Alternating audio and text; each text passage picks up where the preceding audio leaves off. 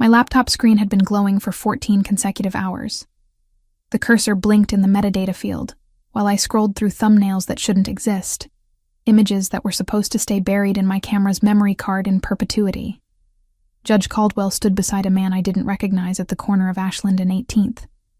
Their body language screamed negotiation. Their proximity suggested something far darker, more dangerous than a simple conversation. The photograph was sharp, professional. Everything I'd been trained to capture and everything I should have deleted the moment I realized what I'd documented. I'd been investigating the judge's death for 3 weeks now, though officially it had been ruled a suicide. Anyone who'd known Caldwell understood that conclusion was fabricated. He'd been too paranoid, too invested in his own survival to take his own life. My studio apartment in Pilsen doubled as everything. Bedroom, office, makeshift kitchen, and temporary home. I'd converted the corner near the window into a darkroom setup years ago, though the equipment had gathered dust since I'd migrated to digital editing. The radiator clanked intermittently against the far wall, a sound so rhythmic by now that I barely registered it anymore. Outside my window, the neighborhood was surrendering to the kind of quiet that only early mornings possessed. Sunday was creeping toward Pilsen, and the Lower West Side slept like it was recovering from exhaustion. The coffee in my cup had gone cold an hour ago. I drank it anyway, not bothering to stand and make fresh. The other photographs were worse than the first. The man beside Caldwell wasn't simply anyone. My research had uncovered federal connections, organized crime ties that stretched across multiple jurisdictions like a spiderweb of corruption. I'd been meticulous. I'd cross-referenced sources, verified information through secondary channels, built a narrative that couldn't be dismissed as paranoia or conspiracy theory. Someone had killed the judge and made it look like suicide. These photographs proved it. My phone buzzed on the desk. Derek again. My colleague had been messaging all week with warnings I couldn't decipher properly. Something about sources asking questions. About someone hunting for a photographer who'd been working the neighborhood. I'd dismissed his paranoia as professional competition initially, jealousy disguised as concern. Now, staring at my screen, watching those images load one after another, I wondered if I'd made a catastrophic mistake in ignoring him. The coffee cup shattered against the floor when hands grabbed me from behind. I screamed, pure, uncontrolled reflex. But pressure on my mouth killed the sound before it could fully form. The grip was professional, controlled.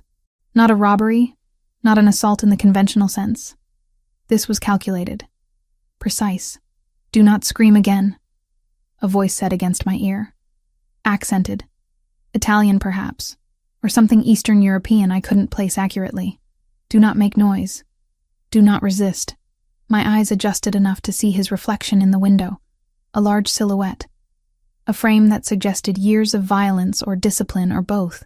I couldn't discern his face clearly in the low light, only impressions, dangerous impressions.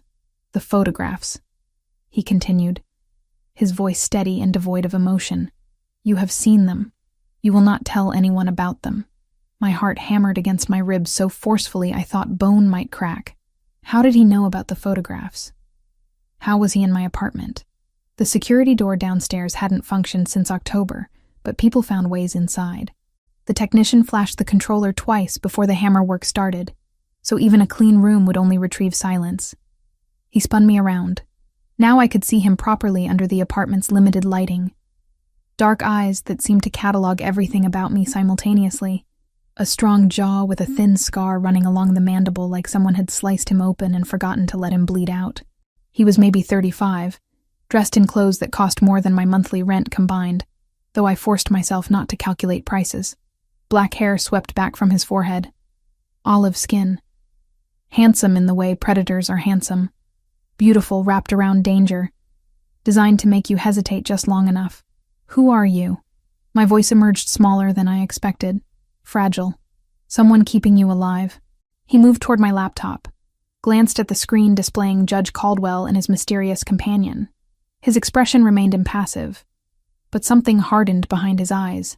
Something that suggested violence was a language he spoke fluently.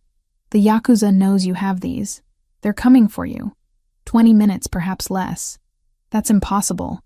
How would they even get dressed?" Now. He didn't raise his voice. That made it worse than shouting would have been. Pack nothing. Bring nothing. Just yourself and whatever you're wearing. Move. I grabbed my red jacket from the chair beside my bed. My hands shook so badly I could barely find the armholes. My mind spiraled through possibilities, each one more terrifying than the last. This wasn't random violence. He knew about the photographs. He knew about Yakuza involvement. The questions Derek had been asking suddenly crystallized into horrifying clarity. "Why should I trust you?" I demanded, pulling on black sneakers without bothering with socks. "Because the alternative is remaining here when they arrive. They will not be polite. They will not negotiate." He was already moving toward the door, checking the hallway through the peephole with professional efficiency. "And because I have been watching long enough to know you are too intelligent for suicide." 3 men appeared in my apartment then. I hadn't even heard them enter. They moved like they belonged here, assessing corners and windows with the efficiency of soldiers trained to identify threats and neutralize them. One of them nodded to the man who'd grabbed me. "Service stairs," he instructed them in a language I didn't understand. Then back to me, his tone brooking no argument. "Move." The hallway was empty. We descended through the back stairwell, the kind nobody used because everyone preferred the elevator despite its unreliability. My breath came in short gasps. My laptop contained everything. My files, my research, the accumulated work of 3 weeks of investigation. I was leaving it all behind. "The photographs," I said as we reached the ground level, my voice cracking. "My work. Already secured." He said it like I should have known this already. Like he'd been planning my extraction for weeks, maybe longer. "You do not touch them. You do not know where they are. This keeps you alive." The back alley opened onto 19th Street. A black car waited with its engine running, windows so darkly tinted I couldn't see inside. He pushed me toward the back door. I resisted on instinct, but his hand was already there, guiding me not unkindly but with absolute authority that didn't allow for negotiation. "Get in." The interior smelled like expensive leather and cologne, the kind that probably had an Italian name I couldn't pronounce. Another man sat in the driver's seat. He didn't acknowledge me, just pulled into traffic the moment my captor closed the door behind us. The streets of Chicago slid past the window, in a blur of neon signs and closed storefronts. I watched the neighborhoods change. Pilsen's colorful murals and cultural landmarks gave way to industrial areas, then highways, then stretches of darkness where the city eventually surrendered to the natural landscape.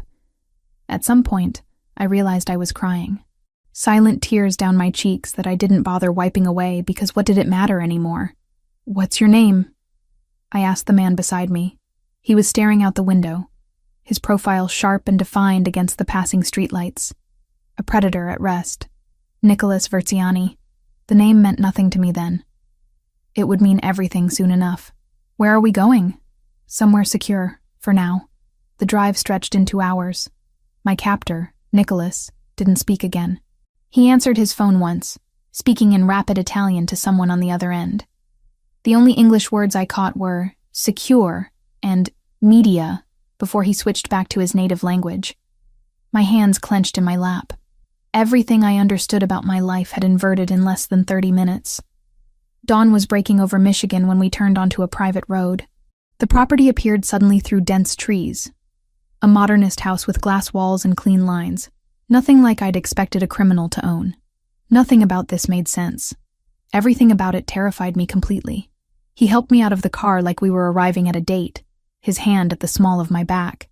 Cameras tracked our movement with methodical precision. Security was visible but not aggressive. Men nodded as we passed, acknowledging their boss and his unusual cargo. "This is where you stay," Nicholas said, gesturing inside, "until this resolves. And if I refuse?" He looked at me with those dark eyes, and I understood without needing words that refusing wasn't really an option. The door had closed behind me the moment I climbed into that car. I was inside now. Inside his world. Inside his cage. The morning light found me in a room I didn't recognize, surrounded by unfamiliar furniture that belonged to someone else's carefully curated life. I woke to the sound of movement beyond the door. My body rigid on sheets that smelled faintly of laundry detergent and something floral I couldn't identify. The bedroom was larger than my entire apartment back in Chicago. Floor-to-ceiling windows overlooked a lake I didn't remember seeing during the drive, though it must have arrived at some point during the hours I'd been too terrified to register my surroundings properly. A woman entered without knocking. She was in her 60s, with salt and pepper hair pulled into a neat bun, and an expression that suggested she'd seen far stranger things than a kidnapped photographer in her employer's guest room. She carried a tray with coffee, fresh bread, butter, and jam arranged like an apology. He'd had the cameras in the guest wing disabled after midnight, he added. An experiment in trust. Buongiorno, she said, setting the tray on the mahogany side table. Her accent was thick, authentically Italian. Sophia, I take care of the house. Mr. Versiani wants you in the library at 10. You have 2 hours. What did Caldwell fear? Nicholas asked. Not as an attack. More like a man testing a fence. Obsolescence, I said. And whoever taught him that leverage is just the habit the powerful wear to sleep. Nicholas turned a page that he wasn't reading. You don't like judges. I don't like choreography. I set the book down. Caldwell's calendar had a pattern. Lunches at places that don't serve lunch. Notes that aren't notes. 2-letter initials that aren't initials. He met Tanaka twice in places that were loud and sweet. Bakery kitchens, delivery bays. He picked the rooms where Sugar hid microphones. He was careful. Careful gets you predictable. Predictable gets you dead. Nicholas watched me the way the very alert watch the bite marks on a story. And you took pictures of the wrong meeting. The right one, I corrected. At the wrong time. He weighed that for a beat and nodded like a chess player conceding a graceful loss. We're both here because of timing. It was the first truth we shared that felt like mercy. She left before I could form a response. I sat there staring at the coffee, wondering if it was drugged, if anything in this house could be trusted. Then hunger won over paranoia, and I drank it anyway. It tasted like genuine espresso, the kind that cost money I didn't have. The library was exactly what I'd glimpsed when Nicholas first brought me inside. Floor-to-ceiling shelves on 3 walls, natural light flooding through windows that framed the Michigan landscape like paintings. But now I could see the collection properly. First editions, books in Italian, Portuguese, English, a leather wingback chair positioned near the fireplace. Everything spoke of someone who read, who thought, who wasn't supposed to be a criminal. Nicholas was there with 2 other men when I arrived precisely at 10 o'clock. The one I recognized from my apartment was called Franco. He'd been mentioned only in passing during the ride, but he had the diplomat's face of someone trained to negotiate. The other man, Marco, looked like someone's nightmare. Scarred knuckles, eyes that had seen violence rendered into routine. Olivia, Nicholas said, gesturing to a leather sofa across from where he sat. You slept well? I hope. I didn't sit. I was kidnapped. I slept like kidnapped victims sleep. Fair assessment. He didn't seem offended. Let me explain what happened. What followed was a clinical breakdown of my own investigation turned against me. Weeks ago, his people, informants scattered across Chicago in positions I couldn't have guessed, had flagged my movements. A photographer asking questions about Judge Caldwell. A woman accessing certain public records. Interviewing specific people. Building a narrative that Nicholas described with the precision of someone who'd already reviewed it. The Yakuza discovered you before we did, he explained, leaning back in his chair like this was a business meeting rather than the dismantling of my life. They understood immediately what those photographs represented. One image of Kenji Tanaka meeting with a federal informant would destroy operations they've spent decades constructing. The second you captured that meeting, you became a liability to multiple organizations. How did you know about the photographs? I demanded. I never published anything. I didn't even tell Derek. I stopped, realizing I'd revealed my investigation partner's name. Your colleague, Derek Mitchell, has been asking dangerous questions about a photographer in your neighborhood for 3 weeks, Franco interjected smoothly. He created visibility. Visibility attracts attention from people who cannot afford witnesses. Nicholas continued, his voice steady as though discussing weather. I monitored the situation because the photographs implicated me. Not as an informant. I'm too invested in remaining invisible to work with federal agencies. But my people were conducting business in that area. If your images contained evidence of my operations alongside evidence of federal cooperation, Then suddenly the FBI has leverage I cannot allow them to possess. So you kidnapped me to protect yourself, I said, the reality of it landing like a physical blow. I kidnapped you to keep you alive. There was something in his tone that suggested he believed this distinction mattered. You were 3 hours away from Yakuza operatives deciding what to do with a witness. They were coming with questions and no intention of leaving you breathing. I arrived first. He pulled a laptop from beneath the coffee table and opened it. News from Chicago filled the screen. Local headline, "Photographer missing in connection with judge investigation." My photograph stared back at me from my own investigation files, a professional headshot I'd used for freelance work. FBI statement requesting information regarding my whereabouts. "They're looking for you," Nicholas said. "Federal Bureau of Investigation considers you a potential witness to corruption. Yakuza considers you a liability that needs permanent removal. Both organizations would love to find you. The difference is their intentions. So I'm what? Leverage for you? Insurance? You're a woman who saw things she shouldn't have and survived long enough to need protection from people more dangerous than I am." He closed the laptop. "Your mother lives in Meadowbrook Assisted Living in Chicago. She's registered under her legal name, Nancy Foster. She has moderate Alzheimer's and requires 24-hour care. That care costs approximately $7,000 per month." The shift in conversation was so abrupt, I felt momentarily disoriented. "How do you know about my mother? I know everything relevant about you. Your mother will be kept safe. Her facility will continue receiving full payment. No one will approach her, threaten her, or use her as leverage against you. This is my guarantee. And if I don't cooperate, then we're back to the original problem. You have 2 organizations hunting you. I'm offering a third option.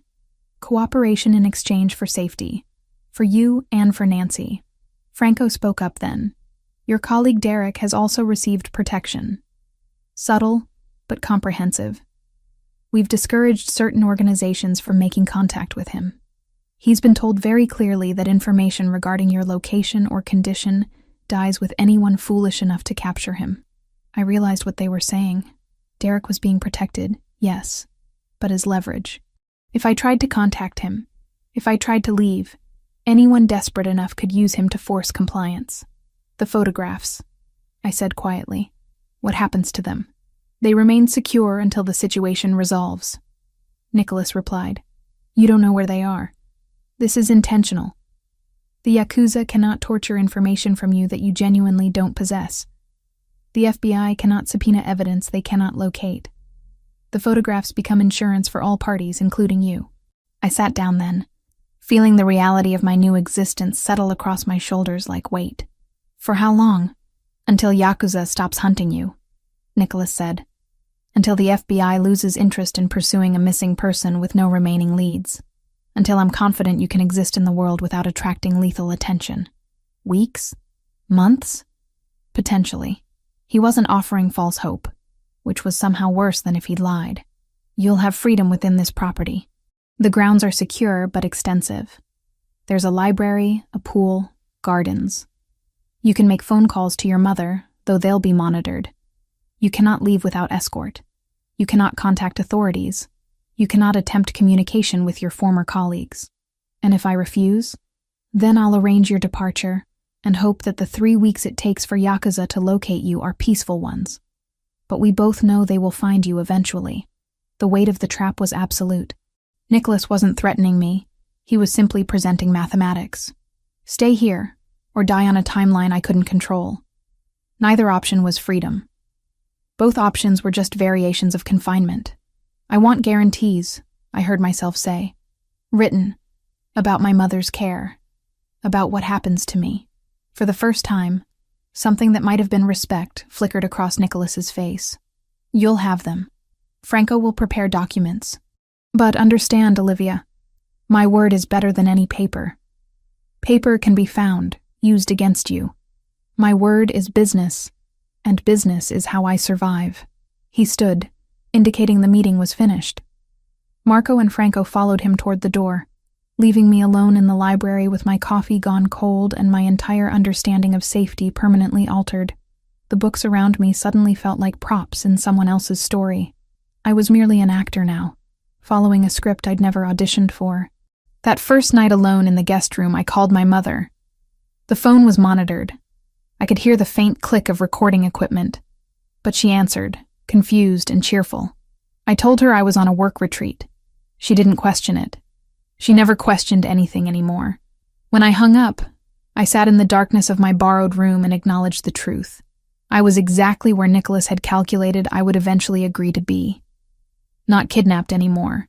Imprisoned by mathematics and care, and the simple, terrible fact that staying alive meant staying here, in his world, under his watch, until he decided the threat had passed, if it ever passed at all. The pool became my sanctuary by the third day. It was an indoor facility with glass walls overlooking the lake, heated to a temperature that made me forget about the security cameras I could see mounted in the corners.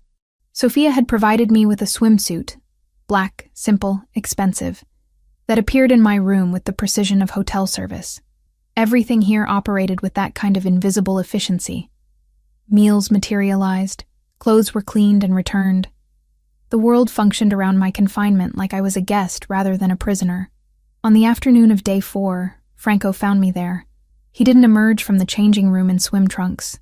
He simply stood at poolside in his dress shirt and slacks, watching me with the careful attention of someone assessing a potential threat. "You're not attempting escape," he observed, settling into one of the lounge chairs nearby. I pulled myself from the water, reaching for the towel he'd probably ensured would be available. Where would I go? This property is surrounded by forest and security. I'd be dead before reaching the main road. Exactly. Franco smiled, and it was almost genuine. Which means either you're intelligent or defeated. I'm guessing intelligence. I'm terrified, I corrected, wrapping the towel around myself. Terror and intelligence aren't mutually exclusive. He offered me a water bottle. Cold, condensation beating on the glass. Your mother enjoys the new art therapy program at her facility. Nicholas arranged additional funding for specialized programs. The staff says she's more engaged than she's been in months. The mention of my mother landed like a punch. I don't need updates on her condition in exchange for compliance. Isn't that what you want, though? To know she's cared for? Franco's tone wasn't cruel, just practical. We're not monsters, Ms. Foster. We're simply people managing complications. He left after that, leaving me alone with the realization that Nicholas had done his research so thoroughly, he understood the exact leverage points in my psychology. He wasn't being cruel. That was almost worse. Cruelty would have been easier to resist. By day 5, I'd established a rhythm. Morning coffee with Sophia, who gradually became less a jailer and more a presence in a life I was learning to tolerate. She told me about her family in Sicily, about grandchildren she saw twice a year, about how she'd worked for various, important men, because that's what Italian women of her generation did. They worked for important men and didn't ask questions. The implication was clear. I could do the same, or I could struggle uselessly. The library became my second sanctuary.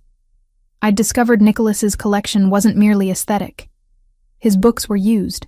Passages were marked. Margins contained handwritten observations in precise Italian script. I found a volume of Pasolini's poetry and recognized the same passages he'd annotated. The overlap was unsettling. This criminal I was imprisoned by, and I had read the same words, thought similar thoughts about power and mortality, and the corruption of beautiful things. I started writing letters I never intended to send. The line clicked twice, the way it does when someone is measuring your voice by its decibels. Then my mother's breath, small and papery, and immediately home. "Pumpkin," she said, and I closed my eyes at a name that didn't belong to any adult woman I had managed to become. "It's me," I said. "You sound good today." "I painted a lemon," she announced solemnly. "The teacher says I gave it a shadow." "Do lemons have shadows?" "Everything does, if the light is honest." I swallowed the apology that wanted to climb out of my throat. "Do you remember the postcard from Porto?" A pause. Papers shuffling. In my head, the beige common room, the quiet waltz of shoes and wheelchairs. "Sun on water," she said finally. "Your grandmother's handwriting. She said you were made of light." I bit my lip until I tasted iron. She was always dramatic. "Like you," my mother said. And then the clarity dimmed. Her voice wandered into little hallways. "Are you coming by after work?" "Soon." I lied in the tense that people use when time is a weather system. "I'm safe, Mom." "That's a good thing to be," she said, and the nurse must have made some gentle motion because my mother added, obedient as a child, "I have to go to group now." We said goodbye. The recorded light at the end of the call died with an efficient click. I held the phone for a long time afterward. It was the first time since the night at my apartment that I permitted crying as an activity, not because I was weak, because grief had ribs, and some days they pressed. To Derek, explaining why I'd disappeared without warning. To Nancy, telling her stories about my childhood that she'd forgotten, anchoring her in moments she'd lost. To myself, trying to process how someone could kidnap you with genuine concern for your safety. The letter to Nicholas I never started. On day 6, everything changed. Marco appeared at the library door in the early evening with an expression I'd learned meant urgency. He didn't speak to me, just gestured for me to follow. I assumed I was being moved again, relocated to another property, or perhaps my confinement was ending with a different kind of finality. Instead, I found Nicholas in his office, a space I hadn't known existed until that moment. He was on the phone speaking rapid Italian, his knuckles white where he gripped the desk edge. His suit jacket was discarded. His shirt was partially unbuttoned. He looked like someone I'd never seen before. Unraveled. "Enzo?" he was saying, his voice carrying an edge that suggested violence might follow this phone call. "How serious?" "No. Call me the moment." He saw me and cut the conversation short, hanging up without goodbye. For a moment, we simply existed in the same space. Him behind the desk looking like his world was collapsing. Me in the doorway, unsure if I should retreat. "Your uncle?" I asked quietly. "Infarto. They're saying minor, but..." He stopped, running a hand through his hair. "He raised me. My father died when I was 8. Enzo taught me everything. If he didn't finish the sentence. The vulnerability of it was staggering. This man who'd orchestrated my kidnapping, who commanded organizations and controlled territories, was afraid of losing someone he loved. I moved into the room without permission. I sat in the leather chair across from his desk without being invited. The silence stretched between us, heavy with things neither of us could say. "He won't die," I heard myself offer. "Minor infarto means he survived the worst part. That's significant. You don't know that." "No," I agreed. "But I watched my father's health decline for years. I know what it looks like when someone is actually leaving. And I know what it looks like when they're fighting to stay. There's a difference." Nicholas looked at me then.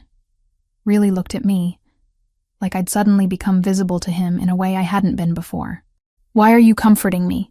Because your uncle raised you. Because you love him. Because..." I paused, searching for honesty. "Because you're human. Because that matters."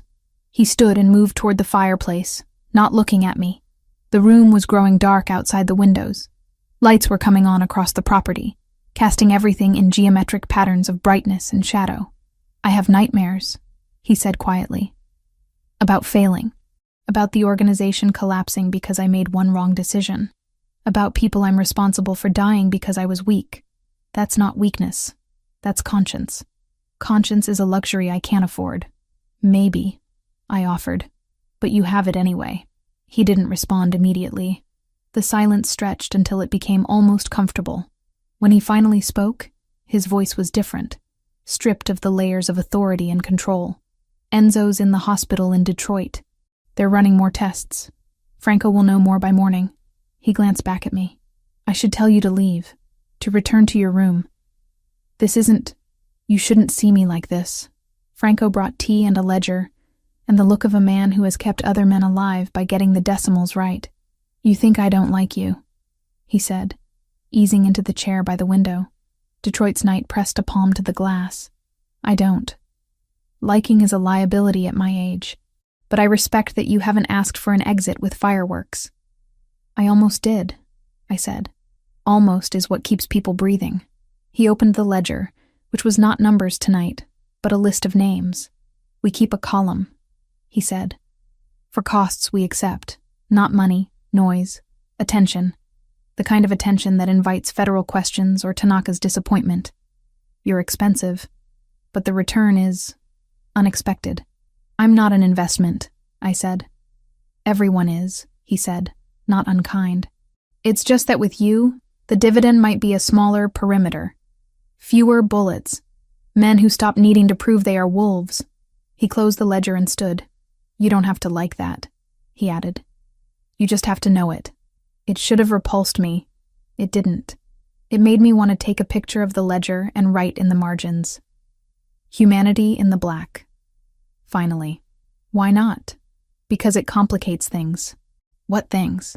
He turned to face me fully then, and I realized he was genuinely struggling with the answer. The things that keep me from making you disappear. The things that make you more than leverage. I stayed in that office with him until well into the night. We didn't talk anymore after that. We simply existed in the space together. Him watching his phone for updates about Enzo, me pretending to read a book I'd pulled from his shelf, both of us aware that something fundamental had shifted between captor and captive. By the next morning, Enzo was stable. The infarto had been minor. He would recover. And somewhere in the relief of that news, I understood that I was no longer simply imprisoned. I was connected now to this man's world in ways that transcended my own agency. His vulnerabilities had become mine. His fears had become comprehensible to me. I was still trapped, but I was beginning to wonder if I was only trapped by the walls, or if the trap had somehow become internal. I learned the perimeter in the language Marco trusted. Distances. Not metaphors, not reassurances, numbers. He handed me a laminated card like a hotel key that opened nothing except a map of where I could stand without triggering protocols. The red squares were no linger zones. The blue paths were permissible routes. The green dots were places where a camera angle left a blind seam for 20 seconds.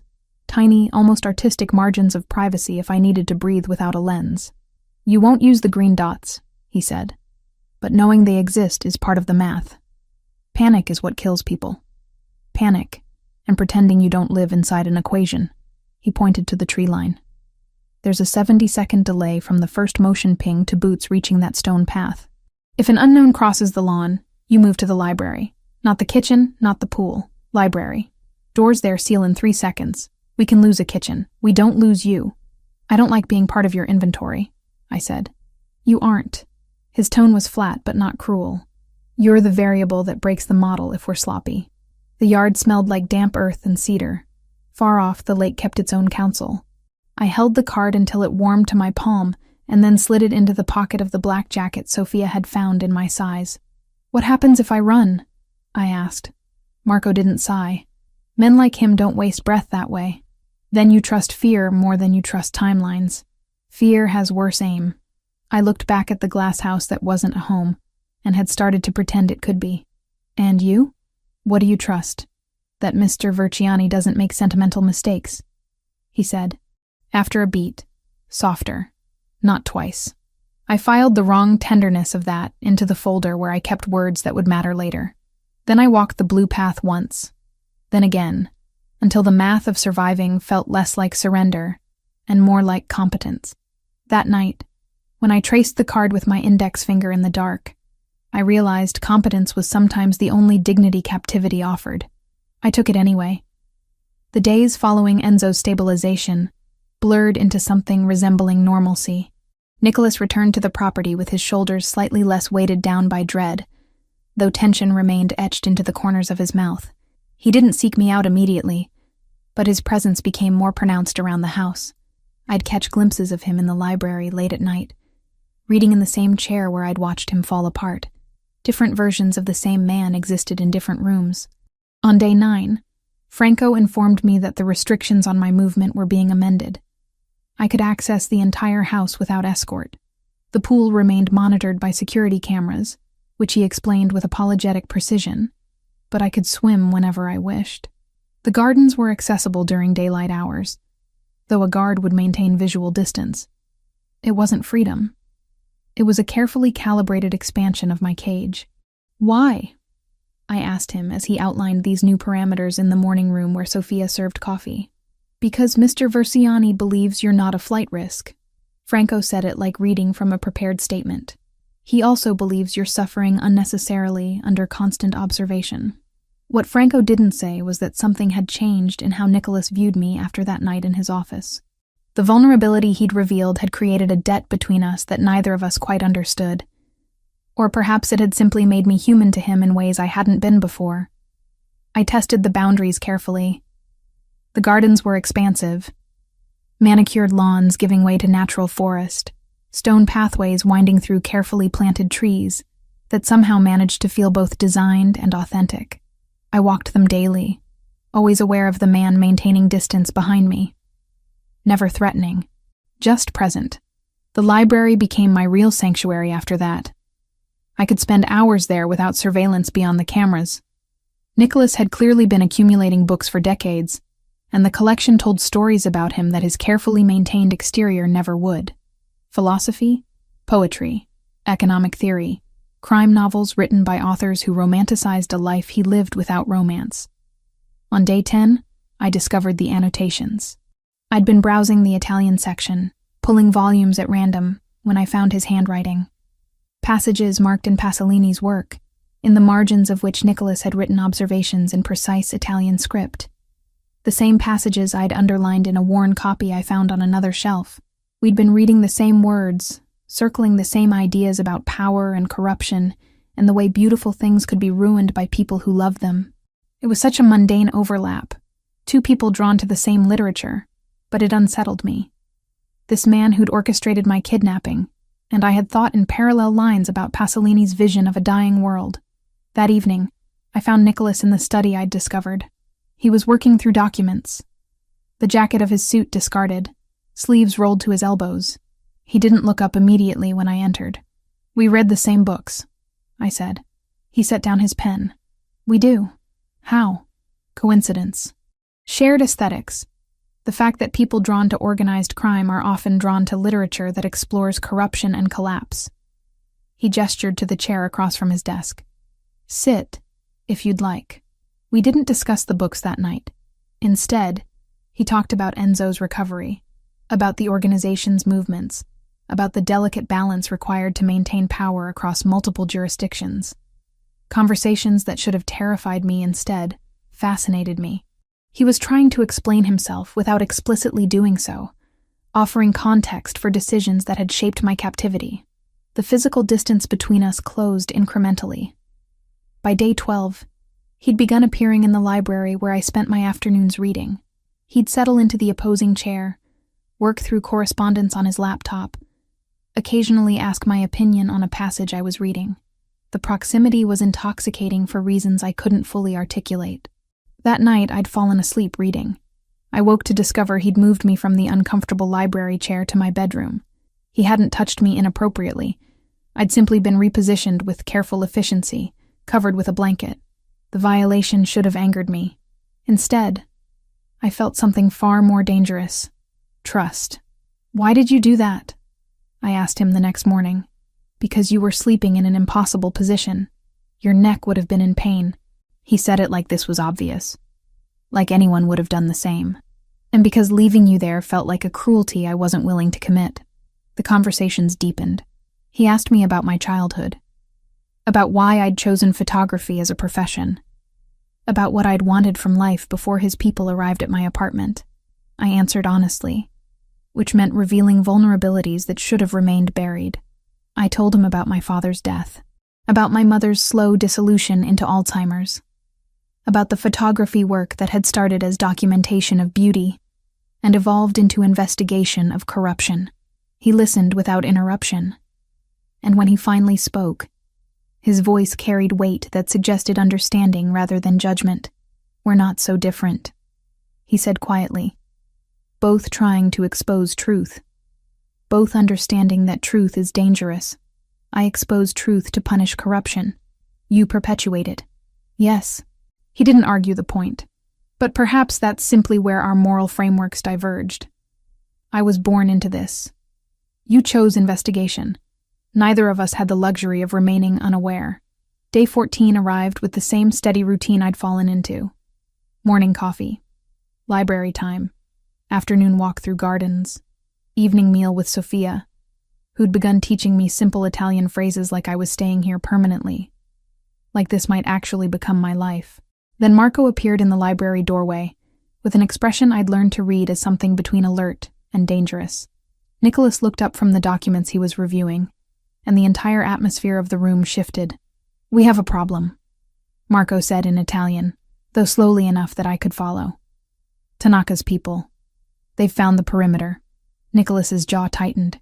He stood with fluid precision, already moving toward the door. "How long?" "Hours, maybe less.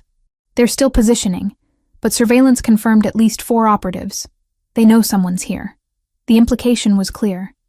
The Yakuza had located the property. The safety I'd been constructing in my mind, brick by brick, had just collapsed entirely. Nicholas turned to me, and for a moment I saw all the calculations happening behind his eyes. He was measuring options, weighing consequences, deciding how to protect something he'd begun to regard as valuable. "Start the evacuation protocol," he instructed Marco. Then to me, "You have 1 hour to pack essentials. We're leaving." I stood, my legs unsteady. "Leaving where?" "Somewhere they can't follow," he said. "But we need to move now." The security of this place, this strange gilded prison where I'd somehow become attached to my captor, was evaporating. And as Marco left to coordinate the departure, Nicholas looked at me with an expression that suggested he understood exactly what I was losing, because he was losing it too. Whatever strange connection had formed between us over these 2 weeks was about to be tested by chaos and violence and the unforgiving mathematics of organized crime.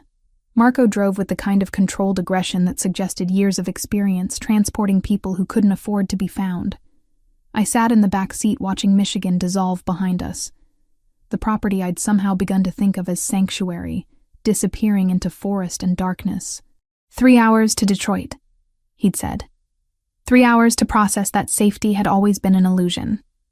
The evacuation had been executed with military precision. Sophia had appeared at my door within minutes of Nicholas's order, helping me pack essentials into a single duffel bag. She hadn't spoken beyond necessary instructions, but her hands had been gentle as she folded the few clothes I'd accumulated. When I tried to bring books from the library, she'd shaken her head. No unnecessary weight. Nothing that couldn't be abandoned if we needed to run again. Nicholas had disappeared immediately after giving the evacuation order. I'd caught glimpses of him moving through the house with Franco, coordinating something I wasn't privy to. Security protocols, contingency plans, the machinery of organized crime operating around me, while I remained the thing being protected, the asset being relocated. The highway stretched empty ahead of us. Marco drove without music, without conversation. In the rearview mirror, I could see his eyes constantly scanning the road behind us, checking for vehicles that maintained too consistent a distance. I wondered what he'd do if the Yakuza appeared, whether he'd fight or simply drive faster, whether my survival was worth dying for in his calculations. "How did they find the property?" I asked, breaking the silence that had stretched for almost an hour. Marco's eyes flicked to the mirror. "Patterns. Mr. Verciani has owned that house for 8 years.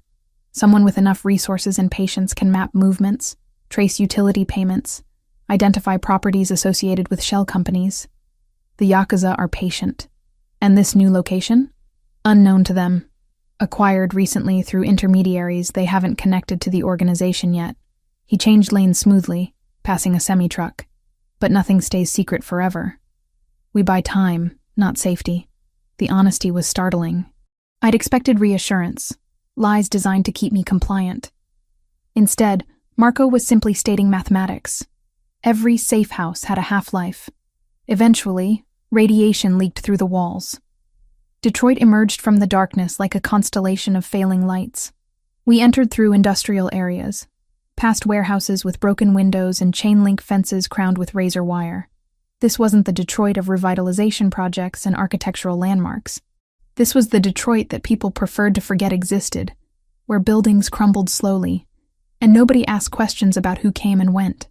The new location was an apartment above what appeared to be a legitimate business, some kind of import-export company with signage in 3 languages. Marco pulled into an underground garage, waited for the security door to close behind us before killing the engine. The sudden silence was oppressive. 4th floor, he said, handing me a keycard. You'll wait there until Mr. Verciani arrives. When will that be? When he's certain we weren't followed.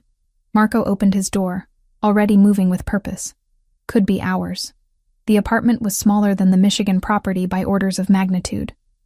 1 bedroom, 1 bathroom, a living space that functioned as kitchen and sitting area simultaneously. Windows overlooked the street below, but heavy curtains were already drawn. Security cameras were visible in 3 corners. No pretense of privacy this time. Just surveillance and the understanding that I was cargo being stored until needed. I sat on the generic gray couch and waited. The city sounds filtered up from below. Sirens in the distance, occasional voices, the mechanical hum of the building's heating system. Different from Michigan's organic quiet, here, I was surrounded by humanity while feeling more isolated than I'd felt in the forest property. Hours passed. I found instant coffee in the kitchenette, made a cup that tasted like cardboard and petroleum. Drank it anyway. Tried to read the paperback someone had left on the coffee table, but couldn't focus beyond the first paragraph. My mind kept circling back to Nicholas's expression when Marco had delivered the news about the Yakuza. That momentary calculation where he'd weighed options and found them all inadequate.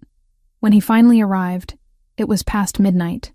I heard the keycard in the lock, then voices in the hallway. Nicholas speaking to Franco in clipped Italian. The door opened, and I understood immediately that something had gone badly. Nicholas's shirt was torn at the shoulder. Blood had dried in a dark stain across his left side. His face carried fresh bruising along the jaw, and his knuckles were raw like he'd used them against something harder than flesh. Behind him, Franco looked equally disheveled, though less injured. They'd fought someone, maybe multiple someones. You're hurt, I said, standing. Contained, Nicholas replied, moving past me toward the bathroom. Franco, briefer on tomorrow's arrangements. He closed the bathroom door before I could protest. I heard water running, heard the quiet sounds of someone cleaning wounds they couldn't reach properly. When I moved toward the door, Franco intercepted me gently. Let him have privacy, Franco said quietly. His pride is injured worse than his body. What happened? The Yakuza operatives who'd found the Michigan property. Mr. Verciani handled the complication personally. Franco's tone suggested volumes about what handled meant. The situation is now contained, but it accelerated our timeline. I sank back onto the couch, processing. Nicholas had killed people tonight, or ordered their deaths, or participated in violence that ended with him covered in someone else's blood. The man who'd carried me to bed when I'd fallen asleep reading had spent the evening engaged in brutality I couldn't quite conceptualize. The photographs, Franco continued, pulling a chair across from me. They're being destroyed tomorrow, a neutral location. Representatives from both organizations will be present. You'll witness the destruction. Why do I need to be there? Because the Yakuza needs to believe you're cooperating voluntarily. If they suspect coercion, they'll assume the photographs still exist elsewhere. Your presence, your visible compliance, sells the fiction that this is agreed upon by all parties. And after they're destroyed, you remain with Mr. Verciani for 48 hours while the Yakuza confirms no copies exist. Then theoretically, you're free. Franco's expression suggested he understood how hollow theoretically sounded. But that's a conversation for another time. Nicholas emerged from the bathroom wearing a clean shirt Franco must have brought. The blood was gone, but exhaustion had settled into the lines around his eyes. He'd aged a decade in the hours since I'd last seen him. You should sleep, he said, not quite meeting my gaze. Tomorrow will be demanding. Before tomorrow, I said. I want terms. Nicholas was halfway to the window, the old instinct that makes men check glass before they check themselves. He turned back. I hated that the look on his face was not annoyance, but attention. Not leverage, I added. Language. Say it, he said. I won't be punished for common sense, I said. If I choose a door during a fire drill you didn't choreograph, you don't call it disobedience. You call it survival. My throat tightened, but I held the note. And I don't vanish. From your men. From myself. From the parts of me that write and take pictures and call my mother on days that are bad. If I stay, those parts stay with me. Nicholas's jaw moved once. a tiny mechanical concession. What do you give me in return? The obvious, I said. No police, no journalists, no improvisations that make your men die because my feelings were louder than your math. And I tell you when my fear wants to do something stupid, so your math can be louder. Somewhere in that, his shoulders lowered by a degree, math would not register. Done, he said. Say it like a contract, I said, because words are the only paper some men respect. He did. He said it in Italian, then again in English, careful with each consonant like each was a trigger. I repeated it back. The window at his back doubled us. In the reflection, we looked like an approximation of something civilized. It wasn't. It was better. A truce neither of us had been taught how to want. Are you all right? Functional. He finally looked at me directly. The men tonight, they weren't supposed to engage. They were surveillance only. When they realized we were evacuating, they attempted to capture you directly, force our hand. And they failed. The finality in his voice left no room for further questions. You're safe. That's what matters. But safety felt increasingly relative. I was safe from the Yakuza only because Nicholas had committed violence on my behalf. I was safe from federal prosecution only because he'd hidden evidence. I was safe from abandonment only because I'd become something more than leverage to him. Every form of safety I possessed was conditional, negotiated, temporary. I don't know how to feel about any of this, I admitted. Neither do I. His honesty surprised me. You should have remained a problem to solve. You became complicated instead. We stood there in the small apartment, two people caught in circumstances neither had chosen, connected by violence and necessity, and something neither of us wanted to name. Tomorrow I would help destroy the work that had defined my investigation. Tomorrow I would participate in theater, designed to convince murderers that I was compliant. Tomorrow, the fragile routine we'd built in Michigan would be replaced by uncertainty. Tonight, I simply watched Nicholas move to the window and check the street below, his body still coiled with tension from whatever he'd done to keep me breathing. The man who'd kidnapped me. The man who'd saved me. The man I was beginning to realize I couldn't separate from anymore, no matter how much psychological distance I tried to maintain. Franco left us alone after that, promising to return at dawn with appropriate clothing for tomorrow's meeting. When he was gone, Nicholas and I existed in silence, punctuated only by the city's ambient noise. He didn't approach me. I didn't retreat. We simply occupied the same space, waiting for a morning that would change everything or change nothing, depending on whether the Yakuza believed the performance we were about to stage. Franco arrived before dawn with clothing that transformed me into someone playing a role rather than living a life. Black tailored dress, professional blazer, heels that clicked against concrete with authority I didn't possess. In the mirror, I barely recognized myself.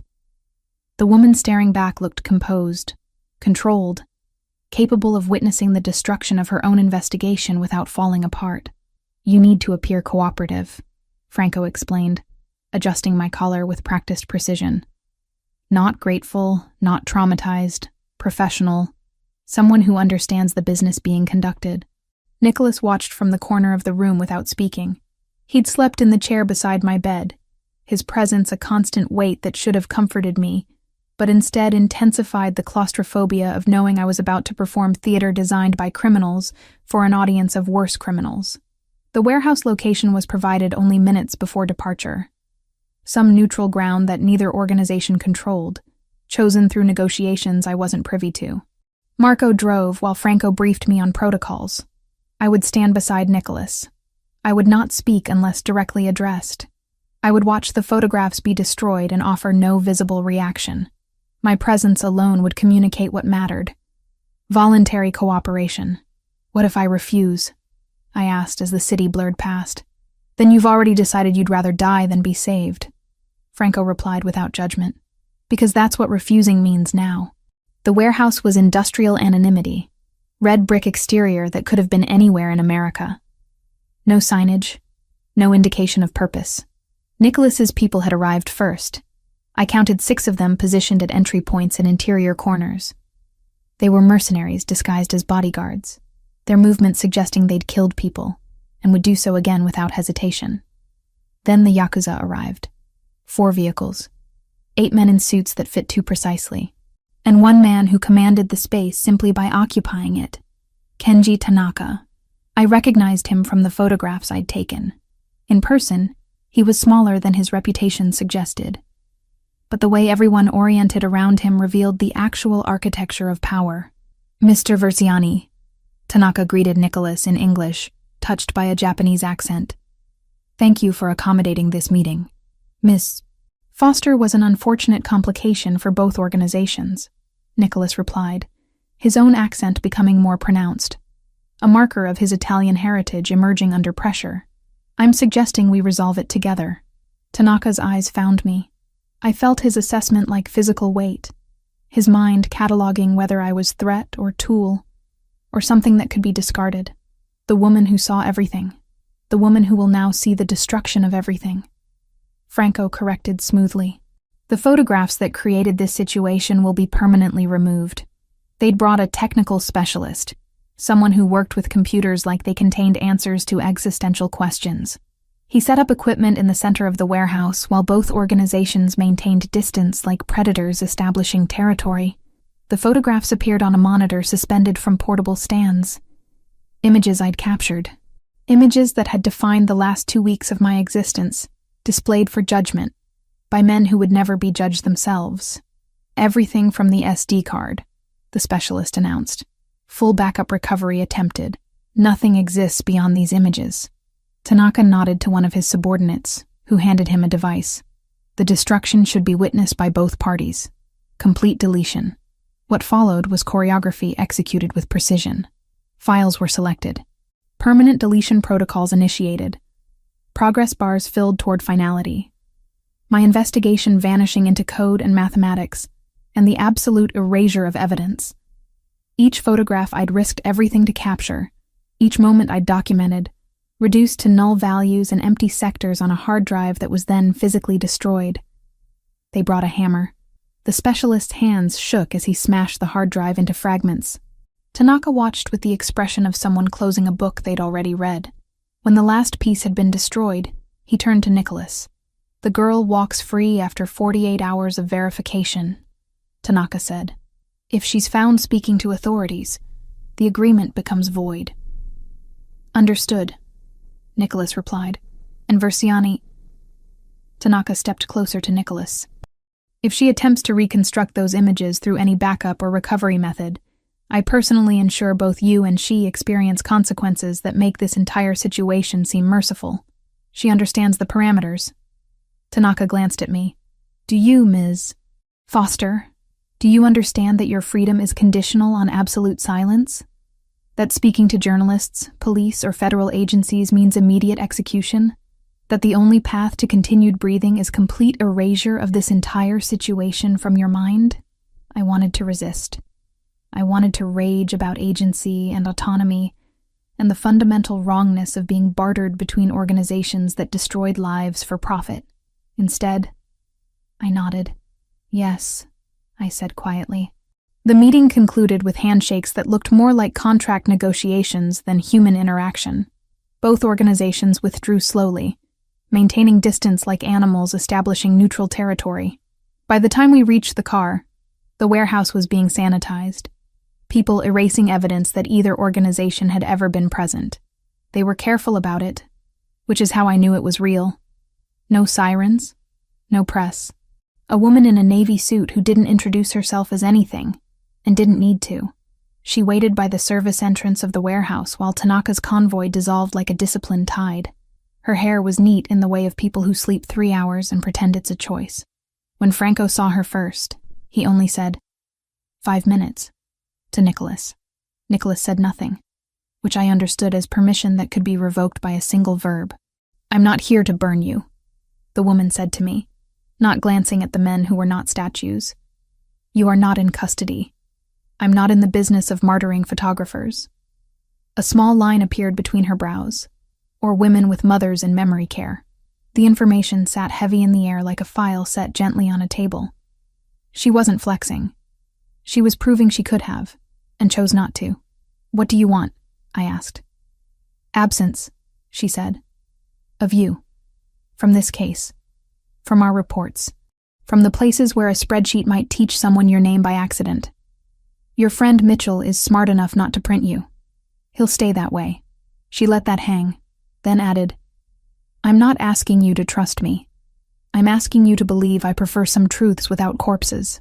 She gave me a card with nothing on it. Blank ivory. Show this at the airport, she said. And then to Nicholas without meeting his eyes. Don't make me chase her. We won't, Nicholas said. The woman left like math leaving a room, quietly, with the dignity of numbers that don't need applause. It was the only time the FBI felt like a wall and not a blade. During the drive back to the Detroit apartment, nobody spoke. Franco remained in the front seat, while Nicholas and I occupied the back in perfect silence. I kept seeing the photographs being destroyed. Not with sadness, I'd already grieved them, but with a strange sense of completion. That chapter had ended. A different one was opening, though I couldn't yet see its margins. Back at the apartment, Franco delivered documents while Nicholas showered away the physical residue of the meeting. A new passport identifying me as Olivia Wells, born in Boston. $30,000 in cash arranged in neat bundles. A plane ticket to London dated for 24 hours later. Everything required to become someone else. These are your exit requirements, Franco explained, laying everything on the coffee table like evidence for a crime I was about to commit. You'll have a secure departure window. Nobody will interfere with your departure. You disappear into the world, start fresh, never mention any of this. And if I don't use them, then you stay with Mr. Versiani indefinitely. You remain in this life. Franco's tone suggested he already knew which option terrified me more, though that complicates things significantly. The Yakuza would assume your leverage he's keeping, which would make you both targets. He left me alone with the documents and the mathematics of survival. Freedom was technically available. I could leave tomorrow, become Olivia Wells, disappear into whatever life existed for people with fake identities and blood on their hands through association. Nicholas emerged from the shower wearing simple clothes, jeans and a gray shirt. He saw the documents, saw the plane ticket to London, saw everything I'd been offered. His expression betrayed nothing. But I understood what the absence of expression meant. He'd prepared this exit, knowing I might use it. Knowing I should use it. You should go, he said quietly. Should? Would be logical. Would be safe. Would be merciful to yourself. He sat across from me, leaving distance between us that felt like an ocean. You have freedom now. The photographs are destroyed. The Yakuza has agreed not to hunt you. You could actually become Olivia Wells and live a life untethered from organized crime. Could I? Yes. I looked at the ticket. London was real. The life it promised was quantifiable. I could walk away from this man, from his world, from the complicated feelings that had developed in the forced intimacy of confinement. I could be free. I don't want to, I heard myself say. Nicholas's entire body went still. Olivia, I know I should. I know it's insane, but I can't look at you and pretend that the past 2 weeks meant nothing. I can't pretend I don't understand you, that I haven't seen you vulnerable and terrified and human beneath the authority and the violence. Understanding me is dangerous. I'm already dangerous to you. I'm already compromised. And you're already... I paused, searching for words that could contain what I felt. You're already everything I can't leave behind anymore. He moved toward me then, closing the distance I'd been maintaining. His hand found my face with unexpected tenderness. This life will destroy you eventually. Maybe. But at least I'll be destroyed with someone who kept me breathing. I met his gaze directly. That has to count for something. The kiss happened without planning. It was less passion than inevitability. Two people who'd been circling each other for weeks, finally acknowledging that resistance was exhaustion neither could afford. When we finally separated, I still held the plane ticket, but it had become just paper instead of possibility.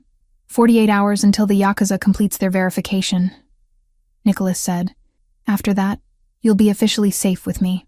I set the ticket on the table beside the passport and the money. Choices I was refusing to make because I'd already made the more important one. Then we have 48 hours to figure out what happens next. The morning light filtering through the apartment windows felt like a countdown. 48 hours had passed. The Yakuza's verification was complete. I was officially safe. I held the London plane ticket between my fingers, watching sunlight transform the paper into something ephemeral, something that might dissolve if I looked away too long. Nicholas slept in the bedroom, exhaustion finally claiming him after days of orchestrating logistics, negotiating terms, ensuring my safety existed in measurable forms. I'd woken early with the clarity that comes only when facing impossible decisions. The ticket represented freedom. The apartment represented captivity dressed as choice. Both options were equally terrifying. Franco had left updated documents on the kitchen counter. New passport, fresh currency, instructions for international wire transfers that would ensure financial independence. Everything meticulously prepared for my departure. Everything designed to facilitate my disappearance from this life. From Nicholas. From myself, perhaps. I packed methodically, separating what belonged to my old identity from what I'd accumulated in this strange new existence. The red jacket, several books from his collection that I'd borrowed and never returned. Photographs Sophia had given me, candid shots of the Michigan property, moments I hadn't realized she was documenting. I placed them all in the duffel bag that had carried me from Chicago to Michigan to Detroit, the bag of transitions. By 9 a.m, I'd arranged everything. Called a car service. Confirmed the flight. Written a letter to Nicholas that I couldn't bring myself to finish, let alone leave. The words felt insufficient against what he'd offered, what he'd risked, what we'd constructed together in those weeks. Marco arrived to drive me without being asked. He seemed to understand that this was protocol, that Nicholas had probably instructed him to facilitate my departure regardless of his own preferences. We didn't speak during the journey to the airport. The city passed in blurs of architecture and ordinary life. People walking to jobs, catching buses, living existences untethered from criminal organizations and impossible choices. Inside Detroit Metropolitan, I moved through the terminal like an actor inhabiting someone else's narrative. Olivia Wells, born in Boston, traveling to London for professional development. The passport was excellent. The story was plausible. Nothing about me suggested I was abandoning the only person who'd ever seen me completely. Security line, carry-on inspection, all normal procedures for normal people making normal flights. I followed the flow of travelers toward the gate area, pulled toward my seat assignment and my new life, with the momentum of inevitability. But at the gate, sitting among families and business travelers and students embarking on semester abroad programs, I opened the duffel bag to retrieve my phone for flight mode. That's when I found it. A mochila within the bag, sealed in clear plastic. Inside were things that shouldn't have traveled with me. Things I'd never packed. My diaries from the Chicago apartment. All 3 of them. 3 years of my private thoughts, locked away in Nicholas's safe while I remained imprisoned.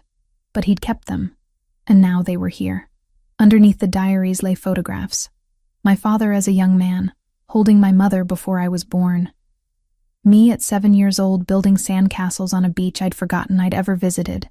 My grandparents at their wedding, both long dead, both preserved in emulsion and paper, memories I'd thought were lost forever.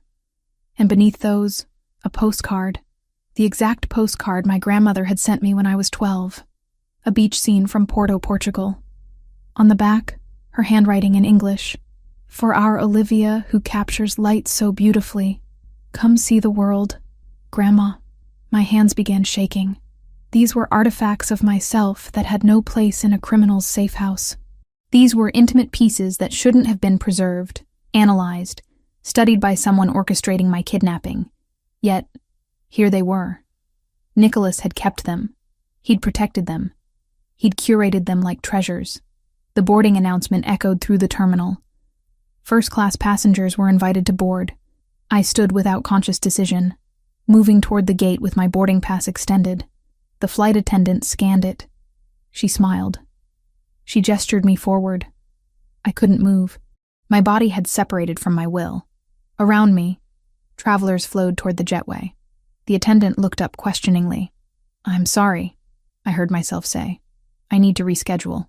The logistics of canceling a flight were surprisingly simple. The airline processed the refund.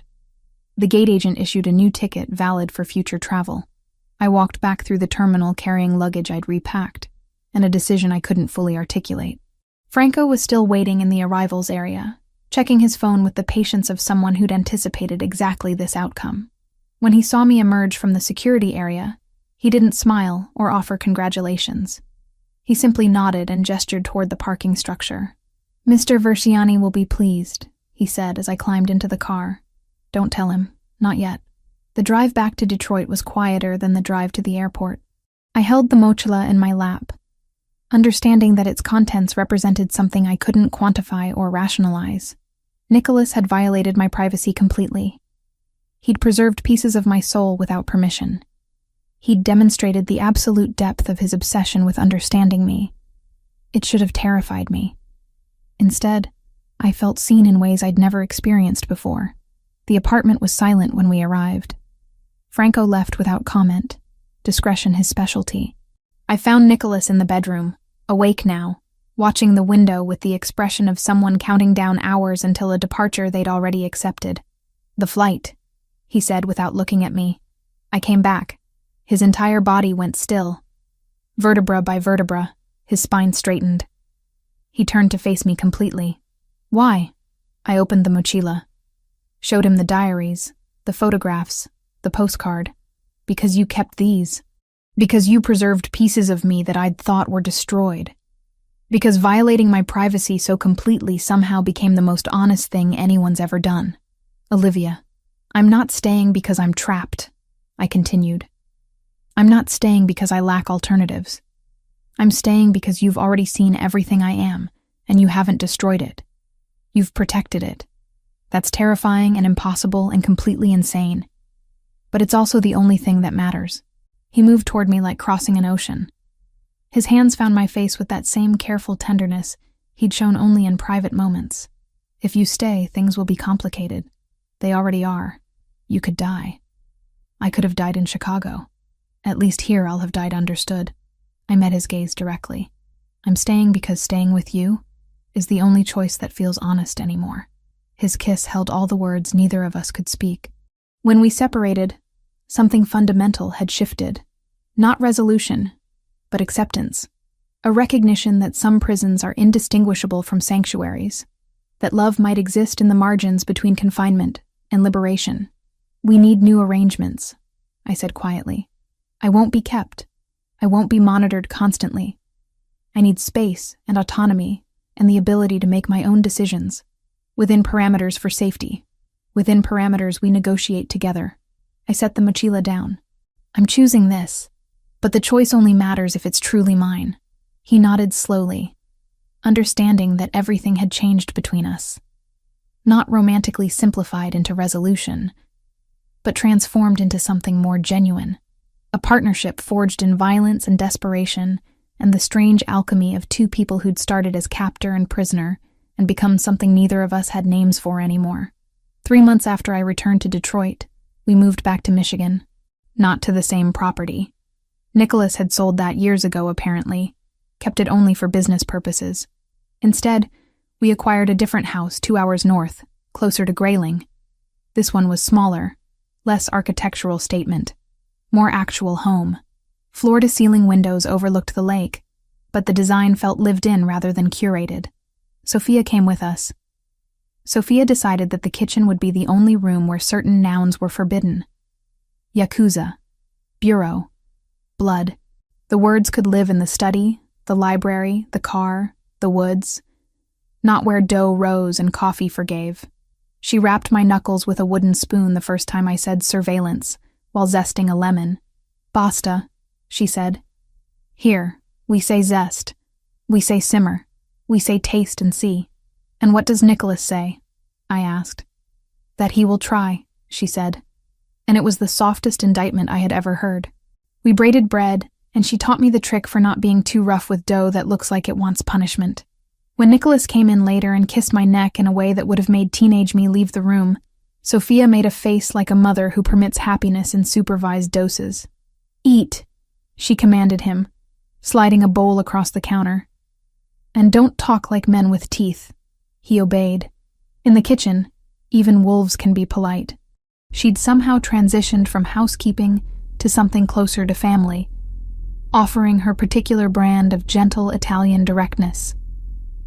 She taught me recipes her grandmother had taught her. She observed Nicholas and me with the knowing expression of someone who'd seen similar arrangements before and understood that judgment was irrelevant. Derek arrived on a Tuesday in late June. "You vanished," he said, and the first laugh we shared was about the audacity of words. "I adapted," I said. He took that in, the way good reporters respect an answer you didn't exactly give. "Do you love him?" he asked, not cruelly. "I love the math we wrote," I said, "and the man who lets the math be kinder than it used to be." "That sounds like yes," Derek said. "It sounds like survival wearing something nicer than guilt." I squeezed his hand. "Please don't write me." "I wrote around you," he said. "Negative space, Liv. You'd be amazed how much picture lives there." He was right. The best journalism knows the difference between what's true and what needs to be printed.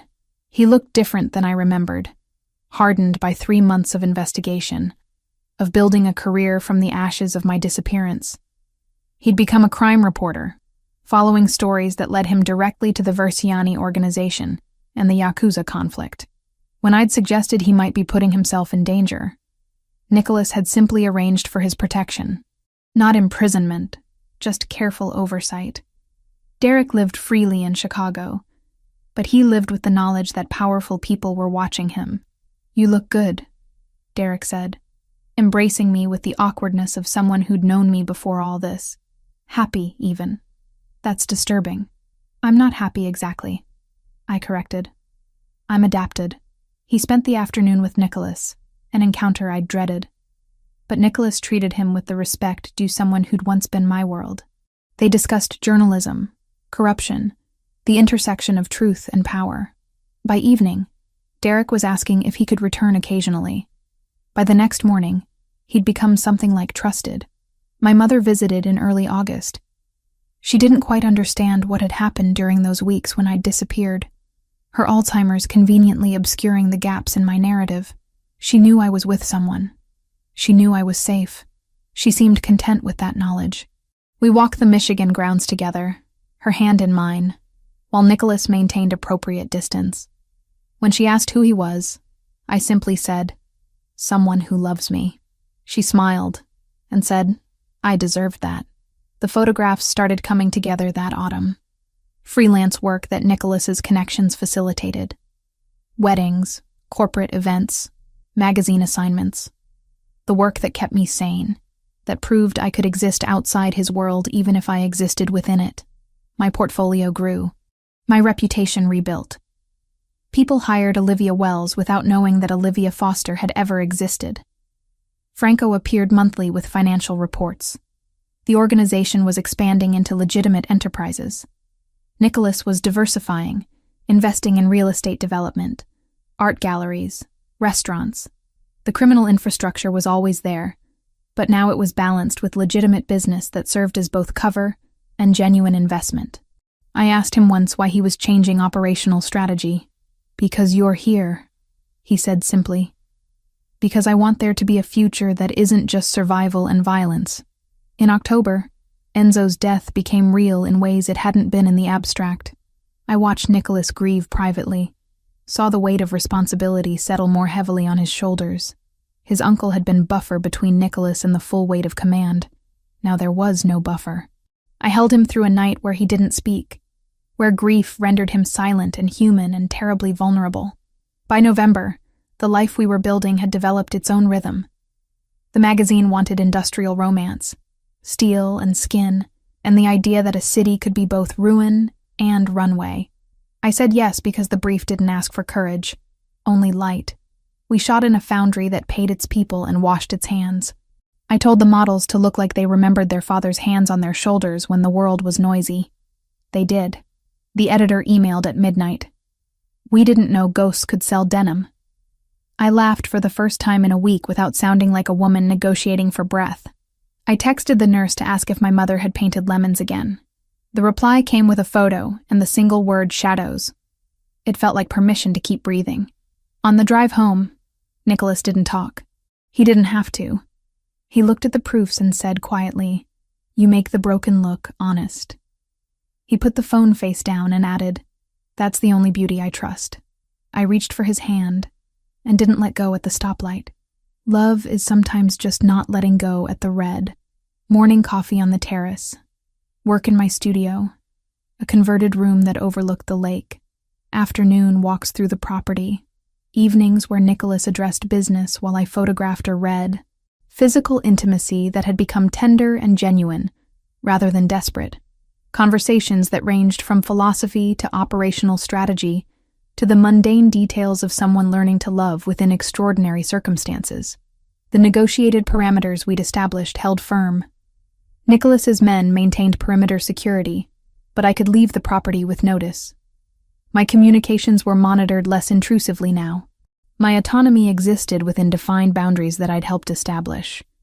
It wasn't perfect freedom, but it was honest trade. Safety and connection, in exchange for accepting that my love was bound to someone who operated in territories most people didn't acknowledge existed. One evening in December, Nicholas found me in the library reading. We'd both gravitated there over the months. It had become our shared space. "Derek called," he said, settling into the chair across from mine. "He's publishing an article about federal corruption related to organized crime. He's being very careful not to implicate anyone specifically, but the implications are clear. Will it cause problems? It'll create noise, attention from authorities. It'll complicate certain operations." He paused. "But it's good journalism. It's truth." I told him to publish it. I set down my book. "Why would you say that?" "Because you taught me that exposing corruption matters. Because Derek matters to you, which means his work matters." Nicholas leaned back, watching me. "Because sometimes the line between the world I inhabit and the world you came from isn't as absolute as we pretend." That night, we lay in bed watching moonlight pattern across the ceiling. I thought about the girl who'd been editing photographs in a Chicago apartment 3 months ago.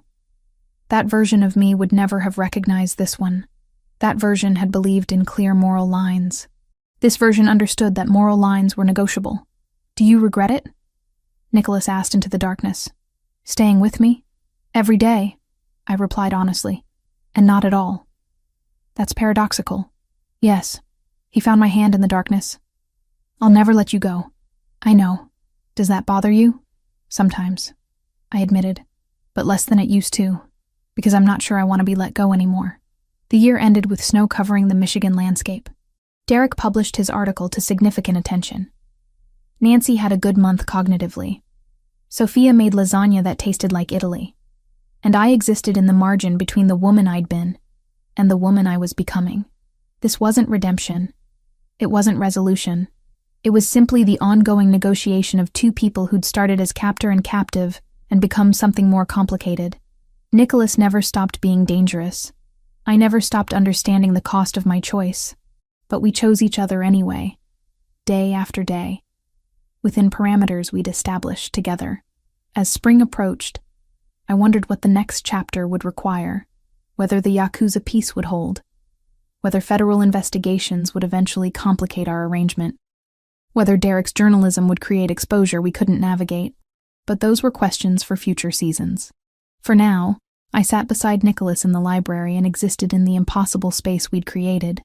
Not happy, not free in conventional ways, but present, witnessed, loved by someone who'd literally broken into my life to save it, and who understood that salvation and captivity weren't always distinct concepts. The lake outside the windows reflected moonlight, like mirrored truth. Neither of us had chosen the circumstances that brought us together, but we'd both chosen what came after. And that choice, renewed each morning, had become the only freedom that mattered anymore.